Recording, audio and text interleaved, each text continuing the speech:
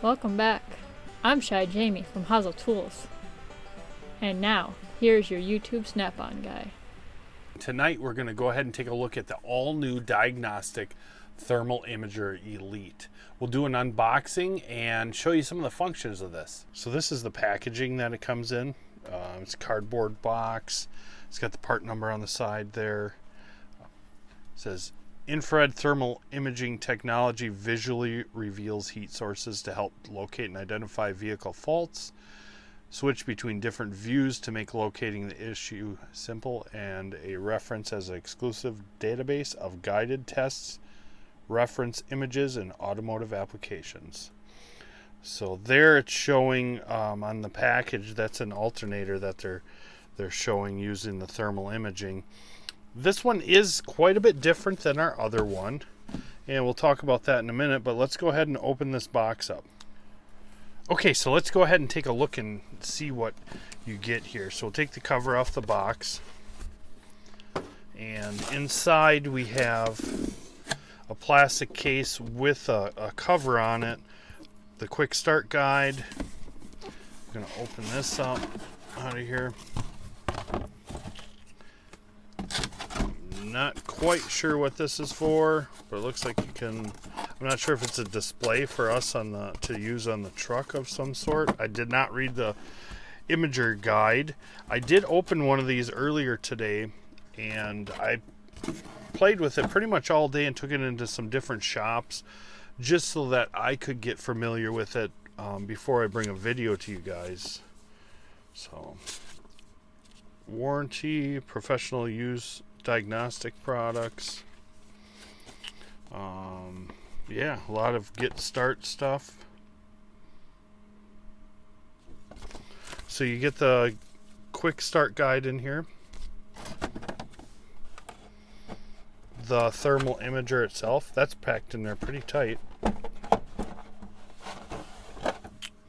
So this is the unit itself.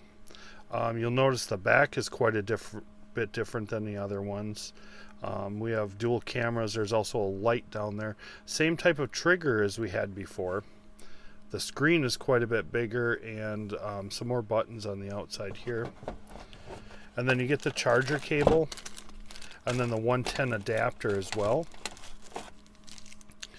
I tried charging the other one with a regular cell phone cable that I had laying around. It didn't charge it very fast, and then I used this one, and that seemed to work really, really good. So I have the other one that's charged up and ready to go, and we will use that one to show you guys the difference, or not so much the difference, but how exactly these work and what all is involved in it. All right, so I got the unit here, the thermal imager, and just like I'll put it up a little closer so you can see, just like the other thermal imager, you get that thermal image that you're used to. But what they changed is they have these other buttons here, and we'll go ahead and hit the down button, and you'll see, watch my face in there, you'll see the image changes a little bit. Now you can see the shelving back here a little bit better. I'll hit it again, see it clears it up, but I'm still a little bit brighter because my heat signature is, I'm a little bit hotter than the shelving back here. And you can keep clicking all the way through until you get this almost full color image back there. So you can kind of customize this to look at different things to see if that heat image pops out for you. So there's them different images. I'm just going to change it all the way back to the color one here. There we go. Now if I hit the side button over here, this is going to do a couple things. You've seen it magnify there. Now it's picture in picture. You can see my shoulder blade up here, and everything in the middle is thermal, but the stuff around it is not. That could also help detect, and I think this would be excellent to kind of see where you're at, because when you use thermal imaging, you don't get that depth perception or texture from the image, and so having this picture in picture could really help. The next, if hitting the button over again, now we get a side by side, and wherever this crosshair is, I'm trying to this crosshair here is the same as over here. So if you're looking in a fuse block, let's say, and you're trying to figure out which one of them fuses is the hot one, it sometimes is hard when all you have is a thermal image. So having these side by side, it'll make it a lot easier to distinguish which one of them fuses or which one of them wires it is that you're looking for.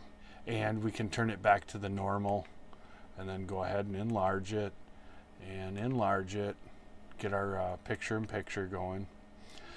The other cool thing about this, when I hit the no button, it'll pop up a little message on there.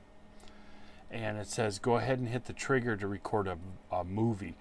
So I'm going to just hit the no again, and you'll see the red button on top there. You'll see that disappear. And now when you hit the button on the back, it'll just take a photograph. But if you hit the no button, you get the red record button. As soon as you hit this, now you're recording a movie. Back to picture-in-picture. So there's a lot of different ways to help diagnose what your problem is using the Diagnostic Thermal Imager. When I showed our original one, the EETH300, we went through the menu. There's a menu button here, and if we click that, it gives you a bunch of different things to check out, and we can go into like the powertrain and exhaust here. And my favorite is the differential. Let's see. Oh, I passed it. The differential right there. When you click on this, it's going to show you a known good image, right? And then you click down and it shows you a known bad. You can see the hot bearing in there, as well as the instructions of what you're looking for. This menu, by hitting no, it takes us back. This menu here has a ton of different stuff, from the powertrain to the electrical, the HVAC, chassis and brakes. So if you're looking for wheel bearings, or you want to know how to find an air leak, you can go in here. There's instructions on what to look for. You want to know if there is a catalytic converter that's bad, what to look for on that. All that information, they have it right in here. Just a ton of good tests and tips and demonstrations are built right in. Sure, you could use this for non-automotive applications, like at your house if you want to check around the windows and see if you have some cold air seeping in if you're up north by us here, or if you're down south, you want to see if your air conditioning is leaking out. You can surely use this on any of them things, and you just have to click it and change it to whatever you want to see. This is very, let's see if we can see my hand by the shelf right there. Okay, I'm going to touch the shelf just for a second, and you can see that my fingerprints on that shelf stick there. It's that fast, and I didn't even touch it for that long. So let's go ahead and talk about another feature of the new thermal imager, and that is our cloud-based storage that's available. So it gives you the instructions. You set up the Wi-Fi. You want to do it on a computer or on your mobile device, your phone or an iPad or tablet or something like that.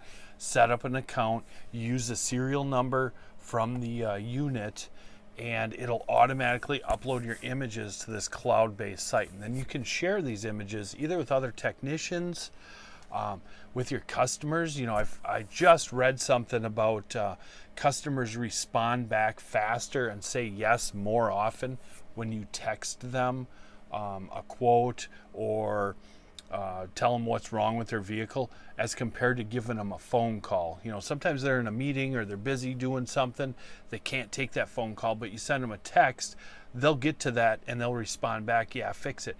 If you could send that photograph or a movie to your customer, hey, I found your wheel bearings bad, you can look at this as compared to the other side, you can tell it's this wheel bearing, it's going to be XYZ to fix it, do you want us to fix it up? What a customer service that would be for that. You can also, on the top of here, there is a card. There's a micro SD card inside of there. You can take that out and go ahead and load it in your computer and send it over to them that way as well. So you don't only have to use the cloud base. You don't have to use the Wi-Fi for this to work. You could do it that way. But I think that cloud-based Wi-Fi system, man, that would sure speed things up a lot, you know, to get that out to the customer. Hey, Do you want us to fix this? We found your heater core is plugged. You can see, you know, by looking at the hoses here, nothing's going through it. Should we fix that up? So, you know, getting that response back faster so you can order the parts that you need so that you can get it done instead of waiting a couple hours, checking with the service advisor. Did you get an okay on that yet? Did you get an okay on that yet? And some people, you know, they respond better to images because you're showing them what the problem is, and they can see for themselves, okay, this looks different from this. Okay, I agree with you. Yes, it does need to be replaced. So I think that the cloud-based system is just going to be a game changer on things. Guys, go ahead and let me know down in the comments, what do you think about the new thermal imager so far? Like I said, this is going to be part 1 of a 2-part series. The next part is not going to be so much just on this thermal imager as it is going to be on thermal imaging and how to use it in the shop and getting an ROI, things like that. So let me know in the comments down below, do you have one? What brand are you using? Do you have the Snap-on one, this one? Let me know that stuff. I just kind of like to take kind of a survey, I guess, and I appreciate all them comments down below. Also in this quick start guide, so we were looking at the setting up for this image storing on the back side. Just a couple more examples here. We have an alternator here, an exhaust leak, some climate control systems, rear defrost operation. Looks like a nail in the tire or a hole in the tire there. And is that wheel bearing? Yeah, wheel bearing failure. All this information is inside of the tool. You don't have to go look on Google. You don't have to get your paperwork out and try to look and reference that. It's all built in this tool. I did not show you, and I'm gonna go ahead and fire this back up. I did not show you, we did have the dual imagers here, which you've seen because you got your picture-in-picture, you got your side-by-sides. But what I did not show you is when you hit the yes button right there, I'm gonna turn it around, there's actually a light that's built into here, and that might help as well in low light situations where you can't quite get a light in there with this to see what you're trying to see. So they've added this light in here so that you can get in and see things. And I'm sure I'm forgetting a ton of stuff because this thing is just packed full of stuff. But like I said, let me know in the comments, are you currently using some sort of a thermal imager? If so, what kind? Do you like it? Pros, cons? Let's keep this community growing, learn from each other. I learn a lot of stuff from you guys in the comments, and I pass that along to my customers. So I appreciate that. That helps me out a lot as well. So it's getting late here. I appreciate you spending some time with me tonight. Have a good night.